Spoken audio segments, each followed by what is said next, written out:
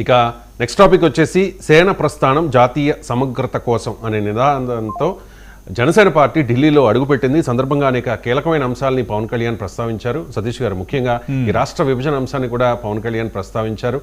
Janasena party అప్పుడు గాని ఇప్పుడు గాని రాష్ట్ర విభజనకు వ్యతిరేకం కాదు. రాష్ట్రంని విభజించిన తెలుగు రాష్ట్రాలని విభజించిన తీరు మీదే మాకు అభ్యంతరము అని చెప్పేసి ఆ అంశాన్ని లేవనెత్తారు. దాంతోపాటు తెలంగాణలో సభ పెట్టనివ్వలేదు అన్నారు.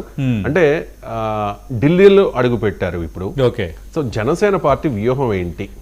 అంటే గల్లీలోనే కాదు ఢిల్లీలో కూడా మేము పెట్టగలము సభ అని చెప్పాలనుకుంటున్నారా? రైట్. అంటే ఇక్కడ మీరు చూడండి, జనసేన ఢిల్లీ మీటింగ్ అన్నారు, కానీ దాని టైటిల్ కూడా వాళ్ళు ఇచ్చింది ఏంటంటే సేన ప్రస్థానం ఫర్ నేషనల్ ఇంటిగ్రిటీ అన్నారు. సేన ప్రస్థానం ఫర్ నేషనల్ ఇంటిగ్రిటీ అంటే జాతీయ సమగ్రత కోసం జనసేన ప్రస్థానం అనేది వాళ్ళు తీసుకున్న టైటిల్. ఇక్కడ ఈ ఢిల్లీలో ఎప్పుడైతే ఈ మీటింగ్ పెడుతున్నారన్న వార్తల నేపథ్యంలో గత 5-6 రోజులుగా ఇంకా ఢిల్లీలో పవన్ కళ్యాణ్ నేతలందరినీ పిలిచారు. ఇదేదో పెద్ద స్కెచ్ ఉంది. ఎందుకంటే భారతీయ జనతా పార్టీ అటు బెంగాల్ అధికారంలోకి వచ్చిన తర్వాత ఇంక మిగతా కొన్ని రాష్ట్రాలు ఎన్నికలు అయిపోయాయి. త్వరలో 7 రాష్ట్రాల ఎన్నికలు ఉండబోతున్నాయి. రాజ్యసభలో కొంచెం ఎడ్జ్ తీసుకున్నారు, బలం పెంచుకున్నారు.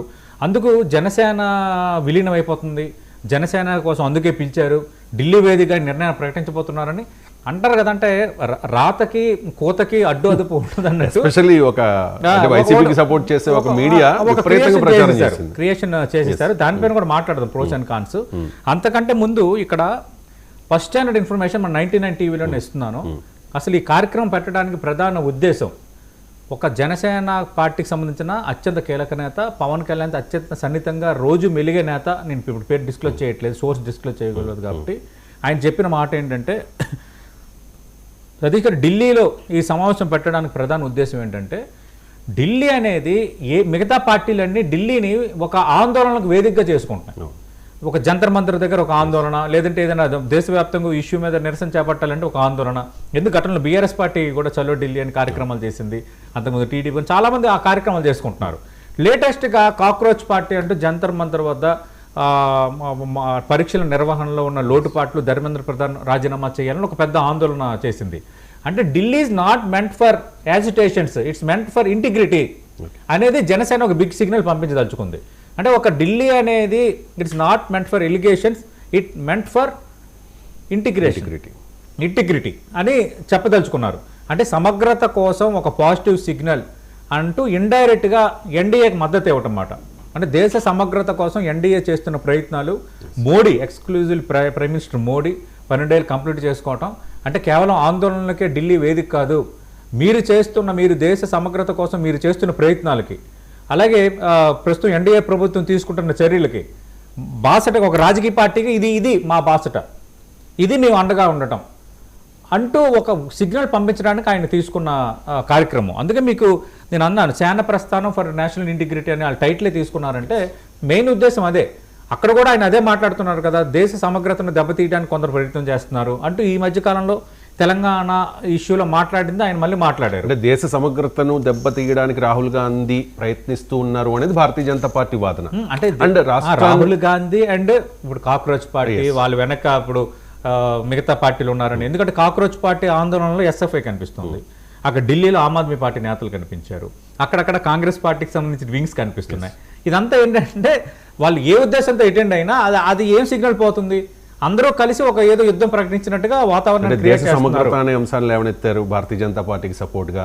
అండ్ ఇక్కడ తెలంగాణలో రేవంత్ ప్రభుత్వ విధానాన్ని అంటే సభ కూడా పెట్టుకోనివ్వలేదు అని చెప్పి క్వశ్చన్ చేశారు.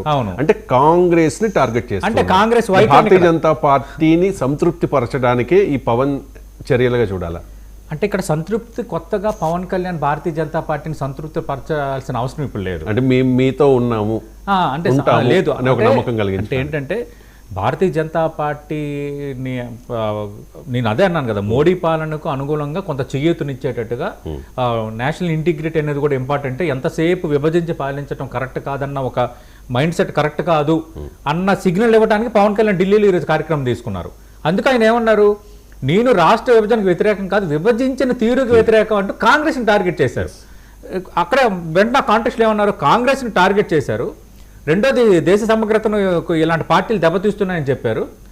మూడోది ఏమన్నారు, నేను ఒక కార్యక్రమం పెట్టుకుంటామంటే అక్కడ ఉన్న రేవంత్ రెడ్డి సర్కార్ అంటే కాంగ్రెస్ గవర్నమెంట్ అనుమతి లేదు అన్నారు.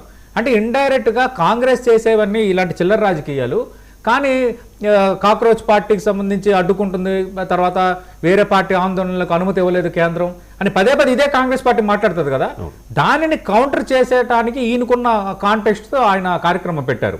అంటే ఒక రకంగా ఏంటంటే ఇది నేను అన్నట్టుగా నేషనల్ క్యాపిటల్ అంటే Delhi is not meant for అంటే ఆందోళన agitations is meant for integrity అన్న ఒక బలమైన సిగ్నల్ పంపించడానికే పవన్ కళ్యాణ్ ఈ కార్యక్రమం పెట్టారు. ఇక రెండోది ఏంటంటే ఈ 3 రోజుల నుంచి విలీనం చేసేస్తారు జనసేనని అని రకరకాలుగా ఈ అంటే గతంలో కూడా నాకు ఇప్పుడు స్ట్రైక్ అయింది ఒక విషయం. గతంలో పవన్ కళ్యాణ్ ని అమిత్ షా మీ పార్టీని మా పార్టీలో విలీనం చేసేయండి అని అడిగారు అని, దానికి అందుకు నో చెప్పాను అని కూడా గతంలో పవన్ కళ్యాణ్ చెప్పారు కదా. సో ఏంటంటే అటువంటి వ్యాఖ్యలు గతంలో జరిగాయి కాబట్టి, అటువంటి చర్చ జరిగింది కాబట్టి ఇప్పుడు కూడా సరికొత్త చర్చ వచ్చింది. రైట్. అంటే ఇప్పుడు భారతీయ జనతా పార్టీ జాతీయ స్థాయిలో వాళ్ళ గ్రాఫ్ ఏ స్థాయిలో ఉందో మనం చూసాం. అందరి ద్రాక్షగా ఉన్న పశ్చిమ బెంగాల్ కూడా వాళ్ళు వశంపరుచుకున్న నేపథ్యంలో వాళ్ళకి కొరకరాని కొయ్య